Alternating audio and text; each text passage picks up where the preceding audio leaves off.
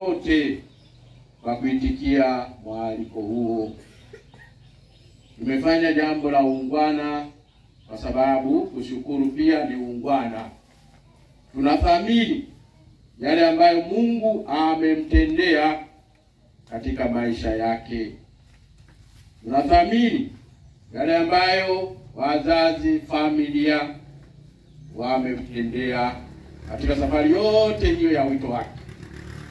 Tunathamini pia yale ambayo shirika na jimbo kwa ujumla waliompokea katika maisha haya wamemtendea mpaka wakati huu. Masomo tuliyoyasikia yanatuelekeza kwenye wazo hilo la kushukuru. Somo letu la kwanza, kitabu cha nabii Isaya sura ya 7 mpaka ya 9. Ni mistari michache kabisa, lakini lina ujumbe huo wa kuinua sifa na shukrani zetu kwa Mungu. Ni maneno ambayo Waisraeli walimuinulia Mungu baada ya kurudi tena nchini kwao, wakitokea uhamisho wa pili wa Babiloni, ambako walipelekwa kutokana na ukaidi wa kutokufuata maelekezo ya Mungu. Na nukuu mstari michache hapa: nitautaja wema wa Bwana, sifa za Bwana kwa yote aliyotukirimia Bwana. Mwisho wa kunukuu. Nabii Isaya anatumwa na Mungu kwa ajili ya kuwatia moyo Waisraeli waliokuwa ugenini, na hivyo wanatafakari na kuingia ndani ya nafsi zao. Wanagundua kuna mahali walienda tofauti na maagizo ya Mungu. Sasa wanakiri kwamba anayewajalia mambo hayo mazuri ya kurudi kwao ni Mungu mwenyewe, na hivyo anasema vinywa vyao havitaacha kutaja wema wetu. Miaka mingi hiyo 25 si haba, anagundua Mwenyezi Mungu amemkirimia mema yasiyo na idadi. Katika somo la pili, waraka wa Mtume Paulo kwa Wakolosai sura ya 3 aya ya 12 mpaka ya 17. Mtume Paulo pia anakazia wazo hilo, weni watu wa shukrani. Mwanzoni katika sura ile aya ya 12, sema basi kwa kuwa mmekuwa wateule wa Mungu, watakatifu wapendwao, jivikeni moyo wa rehema, utu wema, unyenyekevu, upole, uvumilivu, mkichukuliana na kusameheana, mtu akiwa na sababu ya kumlaumu mwingine. Mwisho wa kunukuu. Baadaye anaendelea tena, iwe wito. Miaka mingi hiyo 25 si haba, anagundua Mwenyezi Mungu amemkirimia mema yasiyo na idadi. Katika somo la pili, waraka wa Mtume Paulo kwa Wakolosai sura ya 3 aya ya 12 mpaka ya 17. Mtume Paulo pia anakazia wazo hilo, weni watu wa shukrani. Mwanzoni katika sura ile aya ya 12, sema basi kwa kuwa mmekuwa wateule wa Mungu, watakatifu wapendwao, jivikeni moyo wa rehema, utu wema, unyenyekevu, upole, uvumilivu, mkichukuliana na kusameheana, mtu akiwa na sababu ya kumlaumu mwingine. Mwisho wa kunukuu. Baadaye anaendelea tena, iwe wito. Miaka mingi hiyo 25 si haba, anagundua Mwenyezi Mungu amemkirimia mema yasiyo na idadi. Katika somo la pili, waraka wa Mtume Paulo kwa Wakolosai sura ya 3 aya ya 12 mpaka ya 17. Mtume Paulo pia anakazia wazo hilo, weni watu wa shukrani. Mwanzoni katika sura ile aya ya 12, sema basi kwa kuwa mmekuwa wateule wa Mungu, watakatifu wapendwao, jivikeni moyo wa rehema, utu wema, unyenyekevu, upole, uvumilivu, mkichukuliana na kusameheana, mtu akiwa na sababu ya kumlaumu mwingine. Mwisho wa kunukuu. Baadaye anaendelea tena, iwe wiki miaka mingi hiyo 25 si haba, anagundua Mwenyezi Mungu amemkirimia mema yasiyo na idadi. Katika somo la pili, waraka wa Mtume Paulo kwa Wakolosai sura ya 3 aya ya 12 mpaka ya 17. Mtume Paulo pia anakazia wazo hilo, weni watu wa shukrani. Mwanzoni katika sura ile aya ya 12, sema basi kwa kuwa mmekuwa wateule wa Mungu, watakatifu wapendwao, jivikeni moyo wa rehema, utu wema, unyenyekevu, upole, uvumilivu, mkichukuliana na kusameheana, mtu akiwa na sababu ya kumlaumu mwingine. Mwisho wa kunukuu. Baadaye anaendelea tena, iwe anatukumbusha moyo wa kushukuru. Kushukuru ni kuthamini yale tunayotendewa na Mwenyezi Mungu pia na binadamu wenzetu. Kushukuru ni kila wakati. Kwa maisha haya tuliopewa ni zawadi, na hivi ni hazina kubwa. Ungeweza kusema inatosha, shirika lilituadhimishia pale jimboni tarehe 31 mwezi wa 5. Parokia iliadhimisha tarehe 19 mwezi uliopita. Sasa tukaenda kuendelea. Lakini kushukuru hakuna kikomo. Kila wakati lazima tumwambie Mungu asante kwa yote anayotutendea. Na hivi tuthamini kila kitu ambacho Mungu anatutendea, na pia kile ambacho wenzetu wanatutendea katika mahusiano yetu ya kila siku. Somo la Injili tulilosikia hivi punde, Mwinjili Luka sura ya 17 aya ya 11 mpaka 17. Habari ya wale wakoma 10 ambao wanatakaswa wakiwa njiani kwenda kwa makuhani, wakishika yale maneno ya Yesu ambaye anawaambia nendeni mkajionyeshe kwa makuhani. Anarudi mmoja tu na anatajwa jina hapa kwamba huyu mgeni. Maana yake alikuwa ni Msamaria. Ni mgeni katika nini? Kwa sababu walikuwa na uhasama wa Wayahudi na Wasamaria, walikuwa hawapigwi chungu kimoja, hawachanga. Ugonjwa wa ukoma ulikuwa unaambukiza kama ilivyo leo pia. Na hivi kuhani alikuwa anatangaza kwenye kijiji, waambia watu fulani na fulani na fulani msichangamane nao, wameonyesha dalili, ishara ya ugonjwa wa ukoma. Kumbe kulikuwa sheria inawaambia wakae mbali msituni. Hakuna kuoga, hakuna kuchana nywele, hakuna kukata kucha na kadhalika. Ilikuwa tu madudu fulani yametengwa huko. Sasa hali ile ilikuwa kama nusu mfu. Baada chakula unapelekewa kwa kengele. Mhudumu mmoja aliandaliwa, anasogeza chakula sehemu fulani, anapinga kengele. Anakuja mmoja hapo, anachukua lile bakuli kama ni la maharage au la ugali. Wanaenda kujihudumia na mmoja anarusha pale, anapiga kengele. Hakuna kuchangamana. Na kama mtu alikatia eneo lile kwa ajili ya kutembea kwenda kupeleka mifugo mahali, alikuwa hajui kama wapo pale. Wale jamaa ilibidi wapige kelele, sisi wakoma, sisi wakoma. Yule jamaa anakata kona kama mshale, anaenda njia nyingine, anawakimbia. Sasa leo wakasikia kwamba Yesu anapita mitaa ile, kwa mbali wakaibuka, Yesu mwana wa Mungu turehemu. Sasa Kristo amekuja kuwaondolea watu maumivu na utengano huo, bila kuambia kwamba njoni niwaguse ni wakamata. So yeye ni Mungu, hata kwa mbali anaponya, anawaambia nendeni mkajionyeshe kwa makuhani ambao ndio walitangaza pale kijijini kwamba nyinyi hampaswi kuchangamana na sisi, mkajionyeshe.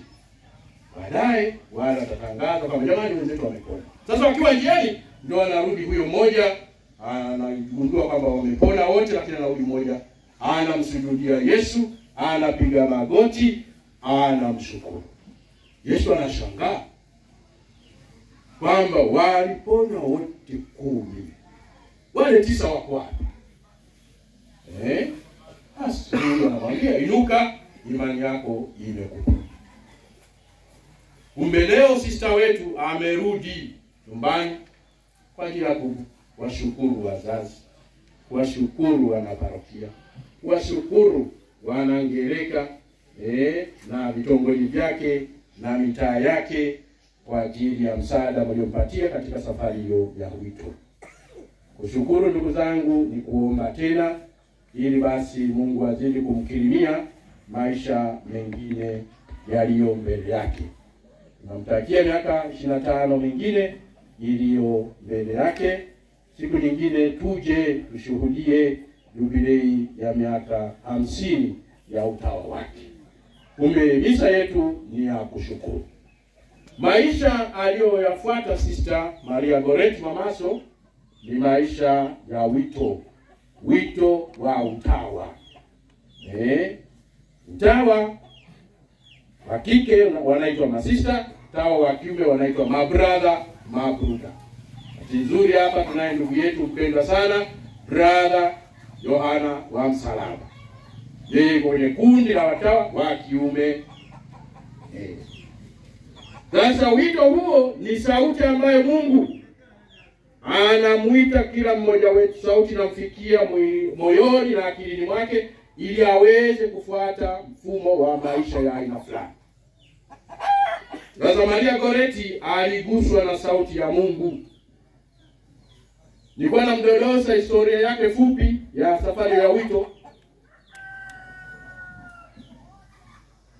Mwaka 1992 akajiunga na chuo cha maarifa ya nyumbani kule Kisa. Mwaka 1993. Sasa walimu wao katika chuo kile cha maarifa nyumbani, masista, walei na kadhalika, kule walikuwa wanafundishwa vitu kama inavyotamka hilo. Akajiunga na shirika la jimbo la Bikira Maria Malkia wa Mitume wa Mbeya katika hatua ya aspiranti 1994 mpaka 1995. Ndio hatua hiyo. Kutoka pale akaenda hatua ya postulanti 95 mpaka 96. 96 mpaka 97.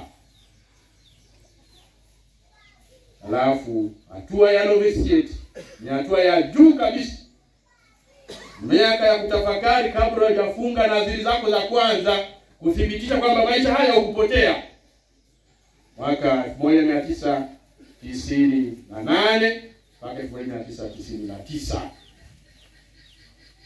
Mwaka ule sasa katika miaka miwili akafunga nadhiri zake za kwanza.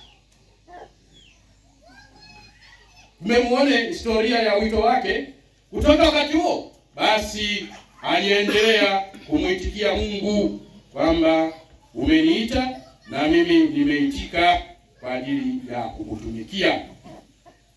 Ndugu zangu, tangu zamani Mungu anaita wanaume na wanawake ili watolee maisha yao yote kwa sifa na utukufu wake.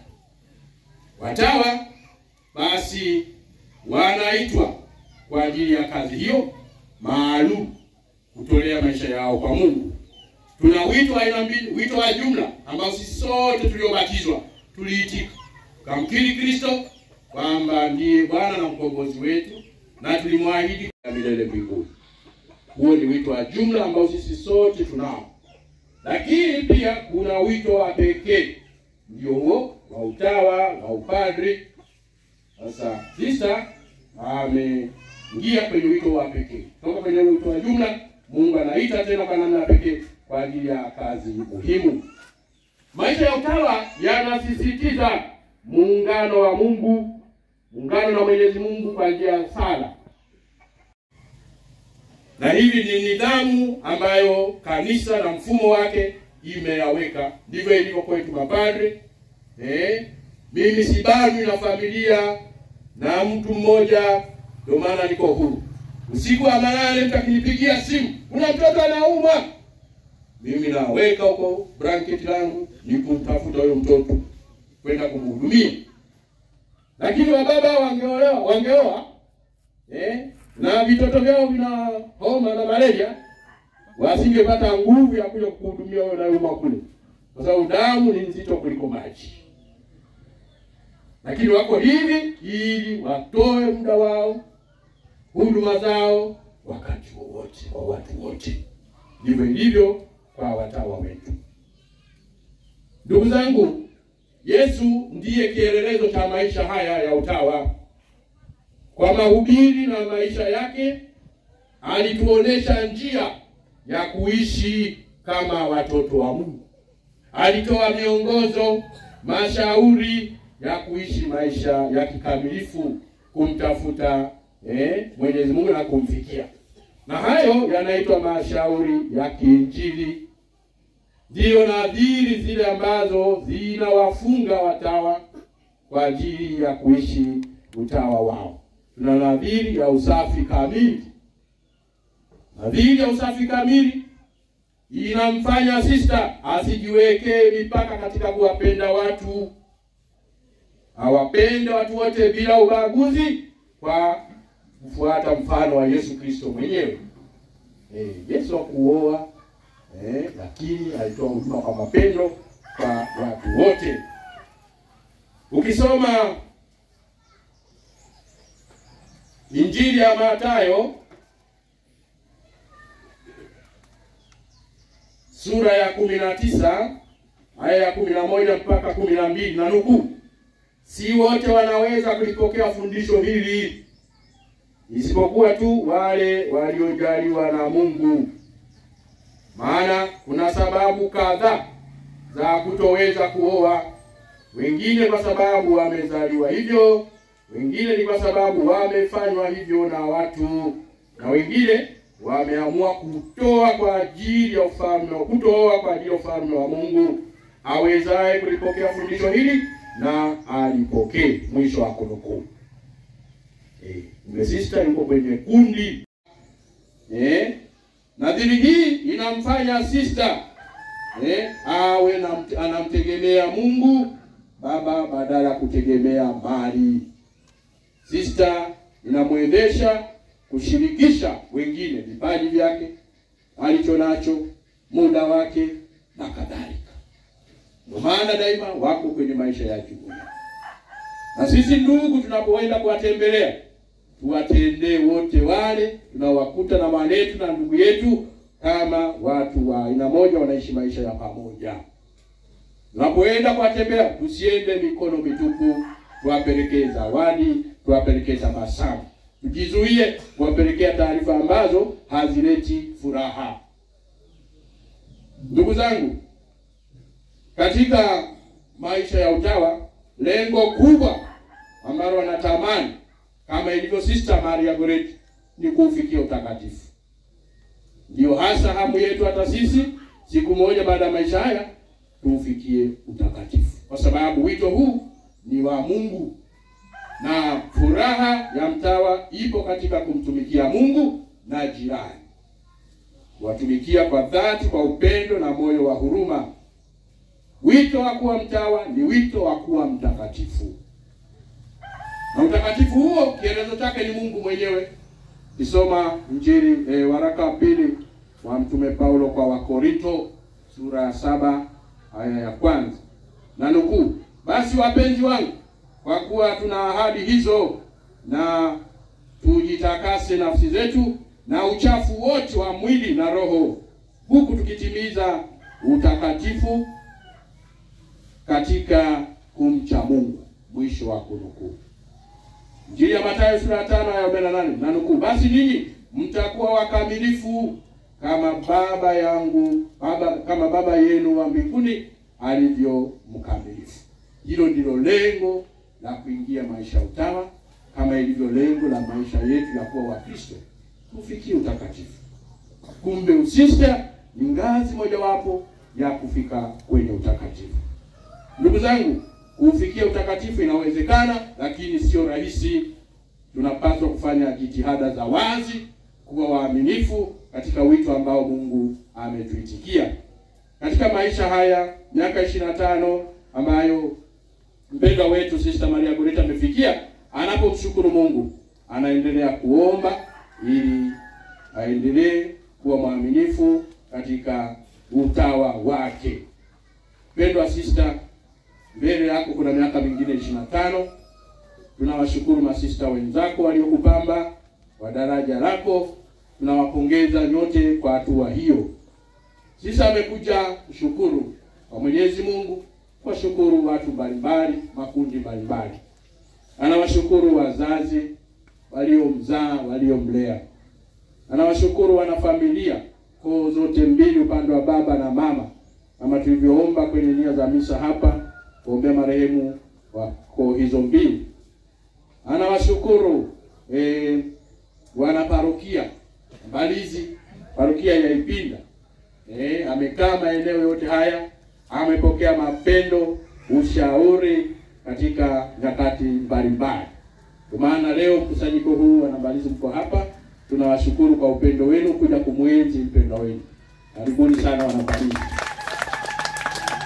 Anawashukuru masista wa shirika la Bikira Maria Malkia wa Mitume wa Mbeya, wanaowakilishwa na mama mkuu, kwa kumpokea shikani tangu hatua za mwanzo, kumlea, kumtunza, baadaye pia kumsomesha kwa mbele zaidi, kupeleka shuleni sekondari mpaka vyuo. Kitaaluma ni mganga na hudumu katika hospitali, anaendelea kutibu watu kimwili. Kumbe kwa sala anatuombea kiroho, lakini kimwili anaendelea kutibu watu na ana wito huo wa uganga. Kumbe nawashukuru shirika. Nawashukuru masista wenzake. Sio hawa tu mliokuja hapa, ni wawakilishi wachache ambao ameishi nao katika jumuiya mbalimbali. Wewe mlimshika mkono, kumtia moyo katika safari yake ya wito. Na hivyo alijisikia kabisa kwamba yuko pamoja na dada zake, yuko pamoja na mama zake, na hivi mnapoonekana hapa mmekuja kumuunga mkono, anasema asanteni sana. Anawashukuru maparoko wa nyakati mbalimbali waliohudumu parokia ya Ipinda, parokia ya Mbalizi, ambako ndo wito wake huko ulianzia na kupaliliwa tangu hatua za mwanzo. Na washukuru pia na mapadri waliohudumu hizo parokia katika nyakati mbalimbali, wamemsaidia, kumshauri, kumuongoza ili utawa wake uwe na matokeo mazuri. Na anawashukuru mapadre ambao amehudumu naye kwenye nyumba mbalimbali za kitawa ndani ya jimbo na nje ya jimbo. Ulikuwa msaada mkubwa kwake. Uwepo wenu hapa baadhi, hata kama si wote, uwakilishi huo unamtia moyo kwamba mbele yake miaka iliyo mingine 25 ana matumaini kwamba mtaendelea kumsaidia, mtaendelea kumuombea. Mababa, mapadri, asanteni sana kwa uwepo wenu hapa. Kwa namna pekee anawashukuru washama askofu. Tumewaombea hapa marehemu Baba James Dominic Sangu. Anapoingia kwenye utawa alikuwa bado madarakani yule baba, pumzike kwa amani. Anamshukuru marehemu Baba Evaristo Chengula, alikuja kupokea kijiti mwaka 97. Na hivi anawakumbuka pia katika misa hii kama tulivyosoma.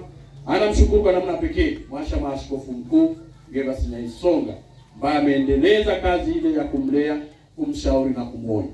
Mimi mwenyewe pia ananishukuru pamoja na makangu mmoja wa mkuu. Ndio maana niko hapa leo. Mimi ndio maana niko hapa. Tunaendelea kusali kwa ajili yake na kwa ajili yetu sisi sote. Kumbe nashukuru makundi hayo ya maaskofu kwa jinsi walivyomtunza. Shirika hili la jimbo, na hivi anaona kabisa wale hayati Baba Sangu, Baba Chengula alikuwa hakika ni baba wa upendo. Daima walimsaidia. Na Wanainyala kwa namna pekee nashukuru sana. Asante baba kunikumbusha. Wanainyala pia ninaona mko hapa. Asante sana. Ambao ndio jumuiya anakoishi mpaka sasa. Tunathamini sana upendo huo na ukarimu huo. Na tunawashukuru sana. Tunawashukuru sana Wanainyala kwa kumtunza sisa wetu na kumsaidia katika nyakati mbalimbali pale anapowahudumia pale Inyala. Tunawashukuru sana. Anawashukuru wana Ngereka kama nilivyosema mwanzoni, jumuiya nzima ya ukanda huu, wana Ipinda wote kwa sala na maombezi mbalimbali. Tunashukuru mapadri wazawa wa Ipinda, masista wazawa wa Ipinda ambao mmetembea na mtoto wenu, mdogo wenu, mkamuimarisha anapoadhimisha jubilei hii. Nakushukuru brother Yohana wa Msalaba, umekuwa mkongwe wa miito katika ukanda huu. Hawa ni wadogo zako, ni watoto wako, daima umekuwa mstari wa mbele kuwaimarisha, kuwatia moyo. Baba, asante sana Yohana wa Msalaba. Tunathamini sana uwepo wako, umekuwa chachu ya miito katika ukanda wetu huu wa Unyakyusa huku Ipinda. Anawashukuru waamini wote ambao umeacha shughuli zenu. Leo ni siku ya kazi. Nimepokea mwaliko kwa mapendo makubwa na leo mko hapa. Ni upendo wa ajabu. Upendo wa ajabu, na tawaombea sister wetu, anawashukuru sana. Nashukuru wenyeji wa eneo hili ambao umekuja kuungana na mama mzazi wa sister katika kuipamba siku hii ionekane kama hivi. Tunawashukuru wanaipinda kutupokea na kutukaribisha. Wanangereka wote, asanteni. Anawashukuru makatekista ambao wajibu wenu ni kutufundisha tangu hatua za mwanzo. Bila ninyi hatuwezi kubatizwa, hatuwezi kupata sakramenti zingine. Sister huyu alibatizwa katika parokia hii, kwa sakramenti zingine alipata maeneo mengine, lakini msingi wa imani aliupata katika parokia yetu ya Kyela. Tunawashukuru sana makatekista kwa uwepo wenu na kwa kazi mnayoifanya. Mungu azidi kuwabariki. Tunawashukuru wahudumu wa misa ambao leo mmekuja na sisi, mmeombewa ruhusa wengine mnaosoma. Tunakushukuru baba paroko msaidizi wa parokia Ipinda kwa kuratibu tukio hili, ukiungana na wanafamilia hapa. Nilipofika jana jioni, nifikiri tunaenda kusalia pale Kigangoni, akasema pale ni eneo finyu, lakini tumemwomba mama na familia watu waandalie kwenye mikokoa pale kwenye kivuli. Ni jukwaa zuri ajabu. Hakika ukumbi huu ni mzuri sana jamani. Mzuri hapa. Hakika ni pazuri sana hapa. Na bado nafasi ziko za kuja mpaka kule. Kumbe tunawashukuru kutuandalia baba paroko na kuratibu. Asante mafrateri kwa uwepo wenu. Wengine mnahudumu hapa parokiani, wengine mmetoka na mababa huko maparokiani mnapofanya utume.